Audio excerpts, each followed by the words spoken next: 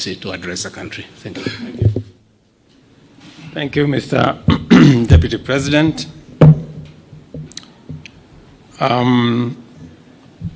Your Excellencies, Mr. Vice President, former Prime Minister, former Vice President, the two speakers of our National Assembly and Senate, leaders of majority, fellow leaders present here. Welcome to this occasion. The National Dialogue Committee, established last year, resulted from the closing of ranks across the political divide to forge consensus on a number of priority national issues, including the reconstitution of the IEBC.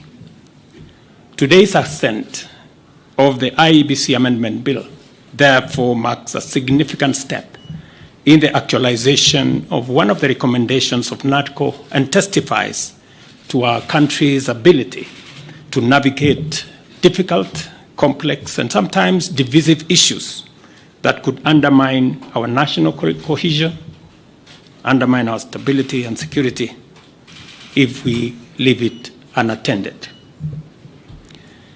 The signing of this bill paves way for the establishment of the selection panel for the appointment of IEBC commissioners. The IEBC remains a cornerstone of our democracy, responsible for overseeing regular elections at various levels, and on the overall, ensuring that our electoral cycle is managed transparently and administered in an impartial, neutral, efficient, accurate, and accountable manner. I concur with leaders who have said there must be professionalism and integrity as part of the cardinal principles of the men and women who will be charged with the responsibility of overseeing our elections. The spirit of Natco is the spirit of unity, bipartisanship, and consensus building, values which have helped our nation overcome its most challenging moments. Even as I assent to this bill, I look forward to supporting and facilitating any other outputs of the national consensus that was Natco to ensure that Kenya moves forward and with as many hands on deck as is possible. The leadership of Parliament, both on the majority and minority sides, have heard what the leaders here have said, and they should proceed with dispatch and expedite the other recommendations that are contained in the Natco report and process the necessary bills and interventions that are necessary for us to actualize the output of that report. Beyond Natco, we are currently engaged in discussions as a country about our economy. As we know, the country has faced a series of economic shocks, including COVID-19 pandemic, globally high interest rates, and devastating droughts and floods, events which have impacted negatively on our economy and our capacity to secure resources for development and to also meet our debt service obligations. In the last 2 years, we have put in our best efforts to mobilize domestic and external resources to accelerate our economic program, pull the country back from the danger of debt distress, and set us on a path of economic transformation. These efforts have strengthened the Kenya shilling, reduced fuel prices at the pump, and lowered the cost of living, including the cost of essential household commodities.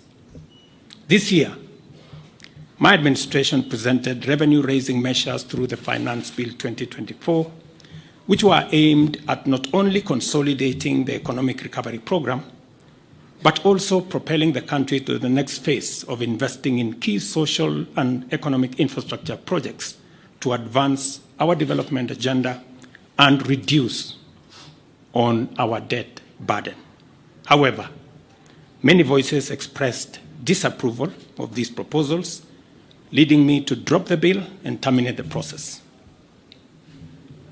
It therefore means that apart from the people of Kenya asking us to consider alternative means of raising revenue, which I agree with, there is general consensus that the country requires to confront and address long-standing priority national issues, including national debt, public expenditure, and anti-corruption measures, so as to release resources for creating opportunities, creating jobs, and creating wealth.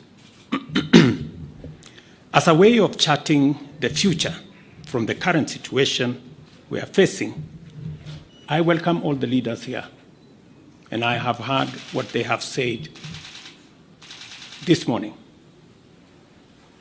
and all other stakeholders working together for us to address the current economic situation through a broad-based political arrangement and to rally the country forward, as has been said by the former Prime Minister.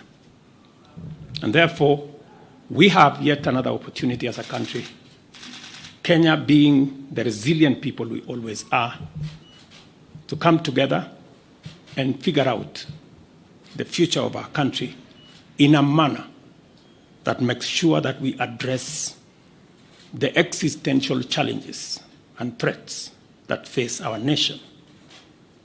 And that's the reason why I set up a committee to work and audit our debt, for us to interrogate our expenditure, and for us to work on anti-corruption. I want to encourage Parliament to expedite the conflict of interest bill that will support our anti-corruption measures, especially in relation to public officers. And I am hopeful that these are some of the conversations that we will be engaged in going forward. I am very confident that, as always, Kenya knows how to pull together, and leaders know how to come together in the best interest, not of individuals, not of parties, but the collective body of the Kenyan people. And I look forward to working with leaders, as I have said, going forward on a broad-based political mechanism that will see us steer the country to the future. Thank you very much to all the leaders here. Asanteni sana to the people of Kenya. Wish you well, and God bless our great country. Asante.